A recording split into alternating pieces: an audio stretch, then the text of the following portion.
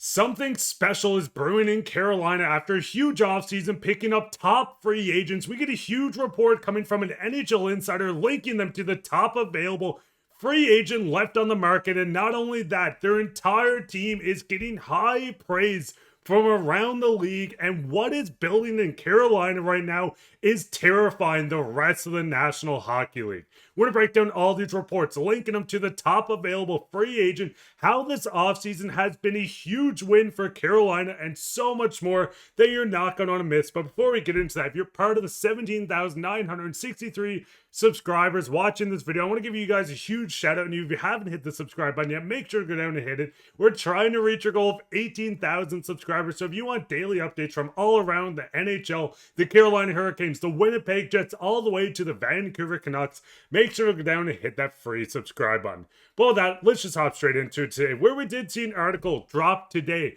speaking on the top off seasons ranked all around the NHL, and we do see at number 4 the Carolina Hurricanes. Now we're going to get into these reports, linking them to another huge name from around the league. But with this report, we know Carolina has had an incredible offseason, but fully diving into it, it shows how special this has been. First, going into it, signing Jackson Blake to his extension, an 8-year, $5.1 million AAV. This got some criticism from some fans around the league, but I want to make it very clear. This is going to age into one of the best contracts in the NHL as Jackson Blake continues to develop throughout the Carolina system. Still only 22 years old, 5'11", playing bigger than that. He did come off a 17-goal, 34-point season. They lock him up on the 8-year extension at 22 years old. Holding him until he's 30, you'll get the full prime of Jackson Blake, and this is perfect as you get this 8-year deal before it's outlawed in the National Hockey League, where they go into where teams can only sign a 7, and if a free agent signs, it would be 6. So getting this locked up is tidy work from Eric Tulsky, and I am expecting them to continue this dominant offseason. Now going further into, we know the biggest fish that picked up by Carolina was Nikolaj Ehlers, signing to him a 6-year, $8.5 million deal. This signing did happen at 29. He's going to be 36 by the end of the deal. 35, sorry. But Ehlers joins this group as a top-end talent, someone that's going to join the top line, continue to complement top players like Aho on this system. It's going to continue building more and more trust with this forward group as they're looking to finally break the curse of the Eastern Conference Finals and advance to the Stanley Cup Finals and hopefully lift a Stanley Cup yet again for Carolina. Now going into Ehlers, an awesome pickup. I love this. One of the top rated free agents this offseason.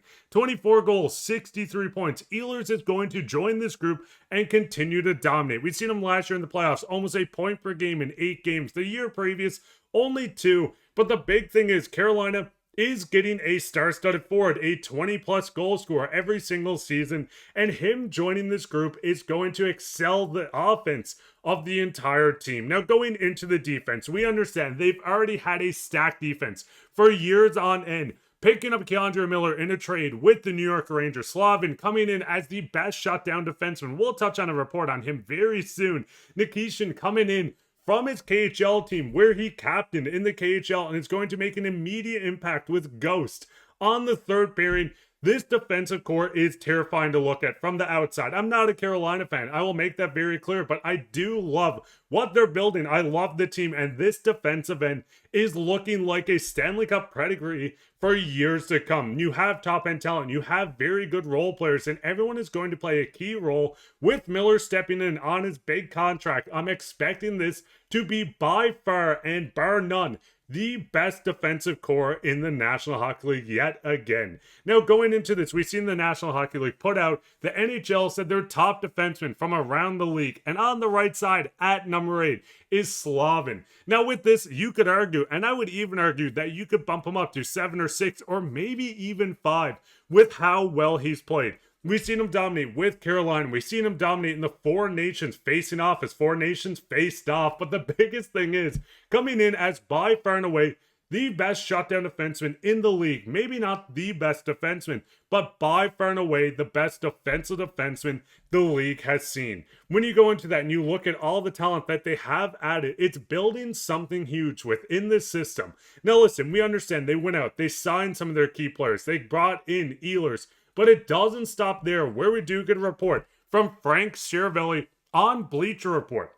One other thing, Carolina and Roslovic, the door isn't completely closed, but they don't really have a spot for him at the moment. Now, Roslovic is the top guy left on the market. We've seen a lot of big names come off as free agents, and Roslovic is kind of holding the market up, and with Carolina not shutting the door, it does get very interesting. Now, going into it, we understand Roslovic, third in goals on the team last year, just behind Aho and Jarvis. He could come in on this team yet again to score another 20 goals. We understand that he didn't have the best playoffs, bouncing around the lineup, bouncing to the press box, but getting in Roslovic on a cheap deal, maybe a 1 or 2 year, would be awesome for this team, but does it fit? Now, going into the forward group, we understand, once again, fully stacked. Kotkaniemi hasn't lived up to his name yet, 25 years old, halfway through his deal.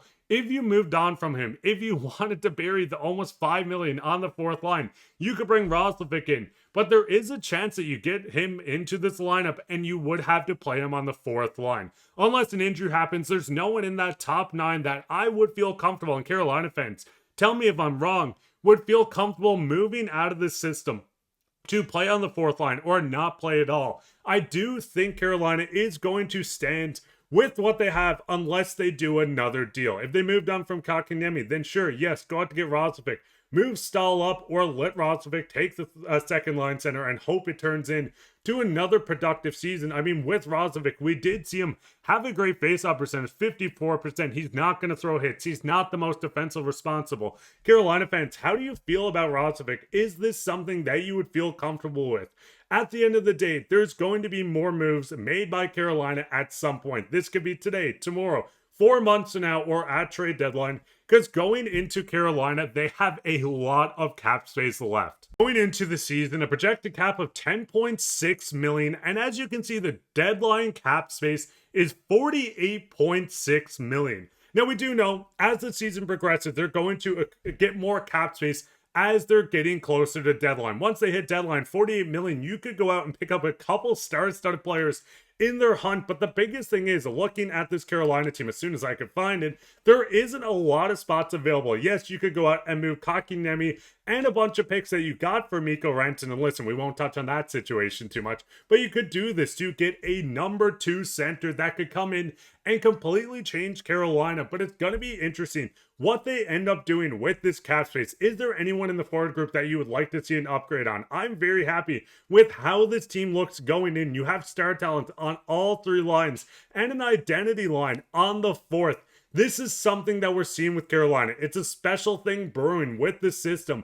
But even going on defense, there's not a lot I would change. Yes, if you could go out and get someone that's going to come in and be a number 1, number 2, or number 3 defenseman, sure, you would make a move like this. But with what Carolina is building, I'm excited and quite scared as a fan of another team, what they're going to end up doing. And listen, there's a strong chance they make the finals. And if Carolina gets there, breaks the Eastern Conference curse, there's a real world we see the cup hoisted in Carolina going into next season. But Canes fans, what is your thoughts? What is your thoughts on their offseason? Do you think the number 4 spot of the top off seasons is right? Would you rank them higher? Because I'd even have them up to 3 or 2. What is your thoughts on the moves? Who would you like to see them get? Would you like Jack Roslovic back? Let us know down in the comments. Right down there, leave a like, subscribe, share this with your friends. Once again, we're trying to reach a goal of 18,000 subscribers. We just want to give a huge shout out for supporting and watching these videos. But I've been your host, Mark. Bye, and take care, Canes fans.